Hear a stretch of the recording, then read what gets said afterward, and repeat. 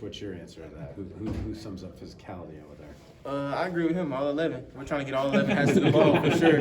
You know, all of my teammates, anybody we put on the field is going out there to hunt, trying to get the job done. So I say all 11. We want all 11 hats to the ball every play. Okay. So that's the goal, and that's what we go out there and try to do. We try to train those reactions. Is that something that coaches talked about, like from day one to now, just establishing that physicality? Absolutely. We've probably done pursuit drill to start practice every day as a defense. So yeah, absolutely. That's been the goal. Get to the ball. We know if we got some. We know if we're messing some. See, we got some crazy guys, but we know if we got some mistakes and stuff, effort can clean that stuff up. So just getting to the ball and hustling and trying to get there, that'll clean everything up. What other stuff do you do behind the scenes to kind of foster that physicality? You mentioned the one drill. What else? Every day after practice, I go try to strike the bags, work on my hands, try to keep using my hands because we all football players. We all want to blow people up, use our shoulders and head and helmets and stuff, but you can't play like that no more. So just trying to use my hands and stay off blocks and just stay moving, honestly. You feel like that's one of the big areas you kind of improved this fall?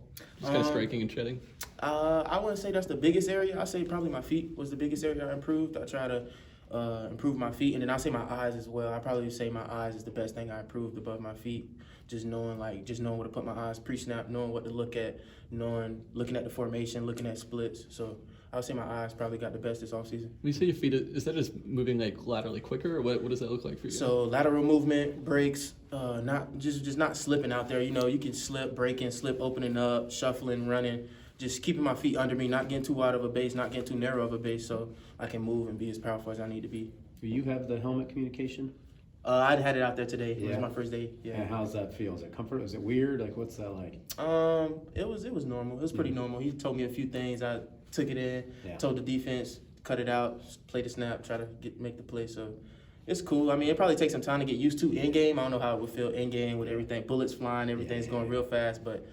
I get used to it. It's nothing. It for sure helps. Coach Hayward talking to me, giving me keys, pointers to help players around me play faster. So anything to help my guys play faster around me, it's a win for us. And you expect you'll be the guy when you're on the field to have it? Yes, sir. I think so.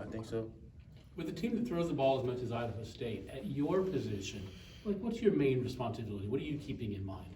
Well, underneath coverage is very important. A lot of teams lack underneath coverage because their linebackers, some linebackers are just focused on the run and stepping up. So, but underneath coverage is very important, especially under those crossing routes, 10-yard sticks, being able to buy the sticks so my safety can stay high, stuff like that. But yeah. Is that a responsibility you feel really comfortable with? Yeah, for sure. I feel good in coverage. Like I said, my eyes have got better. My feet has gotten better. So those two things alone help you, and then everything else plays into play. I recognize the formation, try to get an idea of what they're doing, stuff like that. Some you brought up everyone talking about wanting to be the first one to get a tackle.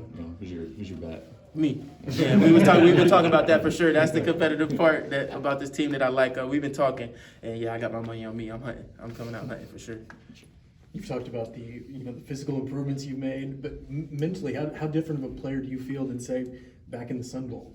Mentally, I feel like I'm in a whole different space. Mentally, honestly, trying to step into this leadership role, trying to get my guys to go because coaches told me the team will go as I go. So if I come out flat, then my guys will come out flat. So I just kind of try to come out on fire for my work. Just try to go. Just try to get them to go. Because I know every day is not going to be sunshine. Every day you're not going to want to do this. But we got to go. We got a job to do. So just trying to be that guy. What would you say is the biggest difference between Coach Bray's defense and Coach Hayward's defense? Biggest difference? I wouldn't really say there's too much of a difference, honestly. Two different coaching styles, of course, but it's similar, still in the same family tree. Yeah. I wouldn't say it's too much different, just two different coaching styles. Yeah. And even there, it's not too much different, as I can tell you. Like, we started every day with pursuit. Like, we're going to get to the ball, we're going to hustle, we're going to play. So, yeah, not too much difference there. You guys trust takeaways a lot? What do you mean by trust? Stressed. Stress. You guys practice and talk about and work on takeaways. Right. We do stress takeaways.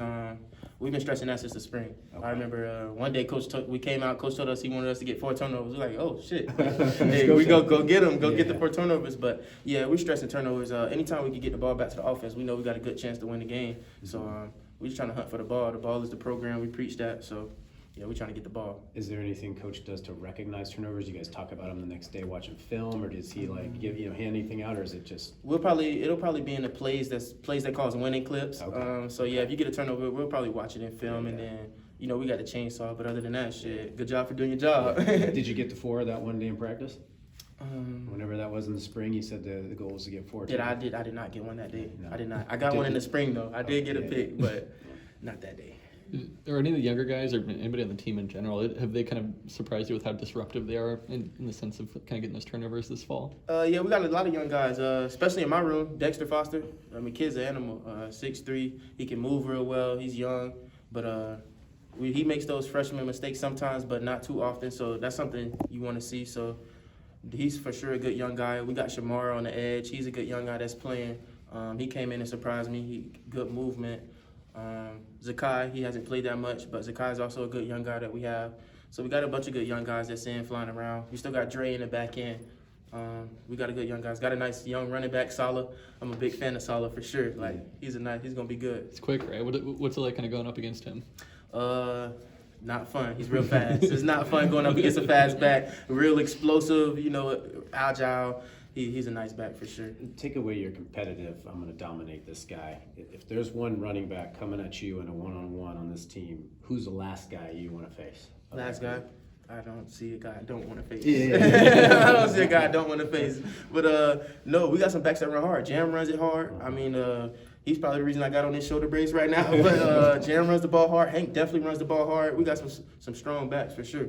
They're getting north and south. So those are good things I like to see. They're hitting the holes hard. They're not scared of contact, trying to run through people, but still elusive at the same time. So they get to the end zone.